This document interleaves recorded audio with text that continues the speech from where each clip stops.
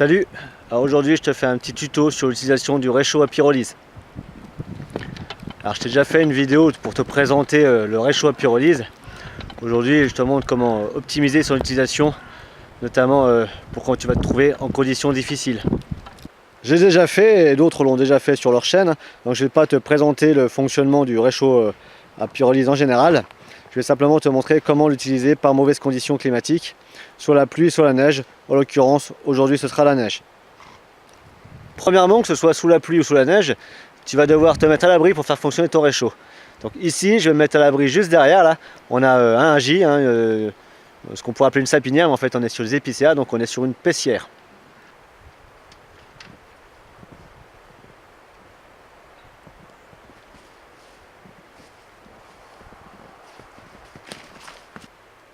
Derrière moi, c'est l'endroit quasiment idéal pour faire fonctionner mon réchaud sous la neige. Comme tu peux voir, on a une branche d'épicéa assez fournie qui m'offre un très bon abri. Donc qui va éviter que les flocons viennent atteindre mon feu naissant. Puis tout autour, on a des petits noisetiers qui sont morts sur pied et secs. Je vais donc m'en servir comme combustible principal pour faire fonctionner mon réchaud. Je vais m'occuper de couper du bois, mais avant, j'ai déployé mon réchaud après avoir dégagé le sol de la neige. Si ça avait été sur un sol trempé par la pluie, je l'aurais isolé peut-être en posant sur une pierre. Et en attendant de couper du bois, je protège quand même l'intérieur du foyer, que la neige ne tombe pas dedans et n'aille pas le mouiller.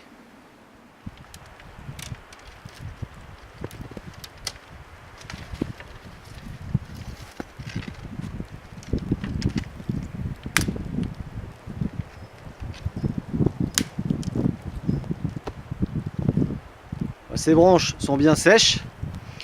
Si on était sous la pluie, l'écorce serait sans doute mouillée. À ce moment-là, il me suffirait de l'écorcer avec n'importe quelle bonne lame.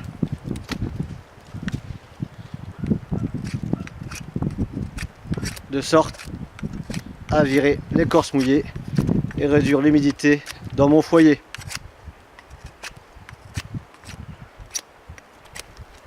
Pour l'allumage, je ne vais pas m'embêter, je ne vais pas y aller avec un fire steel ou en frottant des bouts de bois. Je ne suis pas en mode survie, je suis en mode randonnée avec un réchaud à pyrolyse, donc un mode autonomie. Parce que j'aurais préféré donc ce réchaud, un réchaud gaz. Donc je vais l'allumer avec un dispositif moderne et ça ira bien.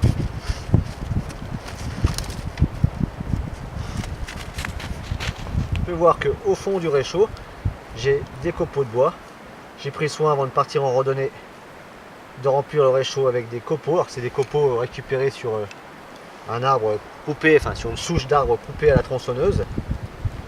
Régulièrement en randonnée, je ramasse ce genre de choses qui peuvent me servir par la suite. Et là, c'est allumer du bois. Avec le petit bois que j'ai coupé et que j'ai pelé un minimum, je vais pouvoir allumer mon réchaud pyrolyse. Alors je vais apporter un maximum d'air à mon foyer. Et pour augmenter le tirage d'air, je ne vais pas hésiter,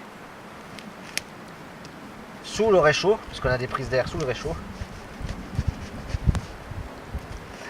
à creuser un petit couloir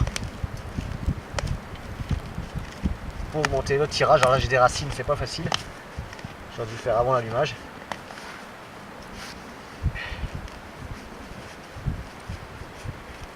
Voilà, un petit allumage.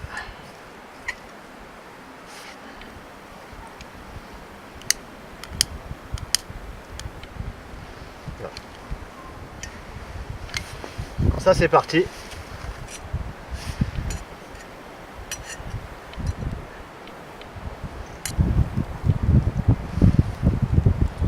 Alors là je sais pas si tu vois, mais je crois pas, on a de la fumée jaune à l'intérieur, c'est plutôt bon signe. J'ai pris l'exemple de copeaux de bois que je mets dans le réchaud avant de partir en rando. Mais ça peut tout à fait être des choses que tu récupères en chemin. Notamment de l'écorce de bouleau, tu en prends une grande quantité pour ton départ de feu. Histoire de mettre toutes les chances de ton côté. Et voilà. Donc là, la pyrolyse est en train de se faire. On voit que les flammes brûlent les gaz de combustion dégagés par le bois qui brûle, même s'il est un peu humide. Il y a des buses à l'intérieur du réchaud à pyrolyse. Quand ces buses commencent à cracher des gaz qui s'enflamment, le boulot est fait, donc après tu vas pouvoir alimenter avec ce petit bois que tu as ramassé. Donc, tu vois, ça fonctionne par temps humide. Alors là c'est con, il pleut pas. Je l'ai fait hier sous la pluie, c'était exactement le même principe, le même travail. Et sous la neige ça fonctionne. Puis de toute façon on s'en rend pas compte, mais il neige encore pas mal. Mais je suis à l'abri sous l'épicéa là. Alors petite correction, je raconte une bêtise, je suis pas sous un épicéa, je suis sous un sapin. Parce qu'un épicéa, c'est ça. Alors, ce qui est intéressant dans cette démonstration, c'est qu'on a tendance à jurer que par le résineux pour faire du feu par temps humide. Mais tu peux voir qu'avec ces petits bouts de noisetier, que j'ai même pas pris la peine d'écorcer, parce que là, une fois de plus je te dis, on n'est pas sous la pluie, on est sous la neige. Une fois que mon foyer est parti, j'ai aucun souci. Alors on pourrait penser que tu n'es pas en autonomie complète parce que tu prends des copeaux dans le réchaud avant de partir, mais une fois de plus je te répète, ça fonctionne de la même façon avec de l'écorce de bouleau que tu aurais prélevé en chemin, ou du genêt bien sec. Bon, sachant que l'écorce de bouleau, quand il pleut, c'est quand même plus intéressant, parce que le genêt bien sec, tu en trouveras beaucoup plus difficilement que l'écorce de bouleau, même humide. Si elle est encore pleine de sa bétuline, la substance qui brûle dans l'écorce, et ben tu vas pouvoir sans souci démarrer ton feu et ensuite l'alimenter avec quelque chose d'un peu moins bonne qualité.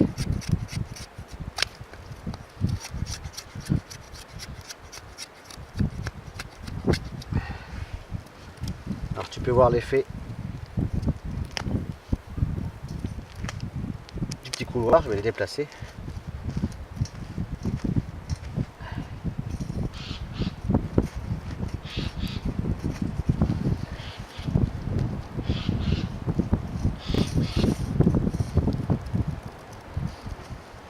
Alors, mon couloir est bien creusé, je vais avoir un bon tirage.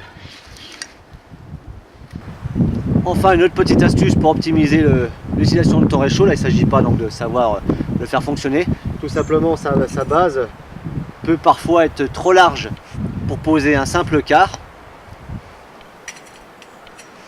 Pour remédier à ça, je te conseille d'acheter ce qu'on appelle, je crois, une volette. C'est une espèce de grande grille ronde sur laquelle on pose les pâtisseries, les tartes. Donc bien sûr en magasin c'est beaucoup plus large. Et avec un simple Dremel, comme tu es sur des tiges pas très épaisses, tu vas pouvoir le recouper au diamètre approximatif de ton réchaud. Et ça va te permettre de pouvoir le poser sur la base du réchaud, ce qui sert de support à tes contenants. Et là, tu vas pouvoir poser un simple quart dessus. Ne découpe pas trop large, ne dépasse pas trop le diamètre de ton réchaud, parce que tu vas le ranger dans la même sacoche, et donc si ça dépassait trop, tu ne pourrais pas le ranger. Donc, le réchaud est replié. À moi de penser à remettre de quoi démarrer le feu quand je vais marcher, quand je vais croiser un boulot généreux en écorce, un boulot mort ou des combustibles naturels que je vais trouver en chemin. En attendant, il va retourner dans sa boîte. On peut voir que la volette découpée s'ajuste au-dessus ou en dessous, ce qui va me permettre de le ranger facilement. Quand je le range, je le mets dans un petit sac plastique avant de le ranger dans sa housse fournie à l'achat. La volette un peu après, ça entre mieux.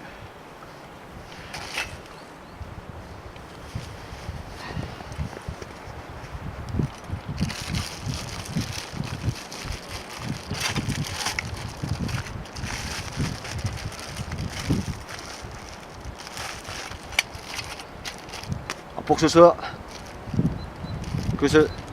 pour ce réchaud, comme simplement t'allumer un feu le soir au bivouac ou en refuge, n'attends pas d'être arrivé sur place. En général, moi c'est à peu près 1 km avant mon point d'arrivée, avant l'endroit où je sais où je vais allumer du feu, soit dans ce réchaud, soit dans un poêle à bois, que je vais commencer à collecter les combustibles. Ça m'évite de tourner autour du refuge ou du bivouac pour trouver ce qu'il me faut une fois arrivé.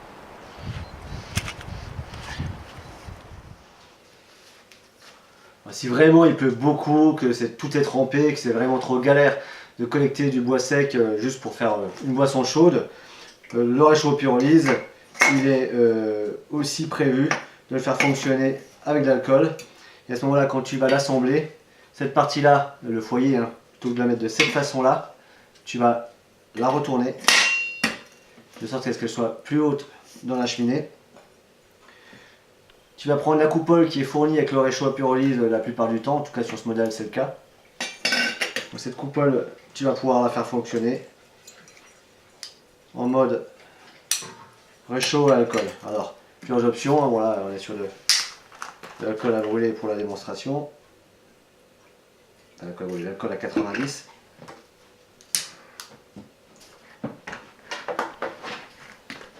Mais si tu ne veux pas transporter donc, de combustible liquide, tu veux quelque chose de plus solide, peut-être plus facile à transporter, il existe sur le marché ce produit, ça s'appelle le Fire Dragon.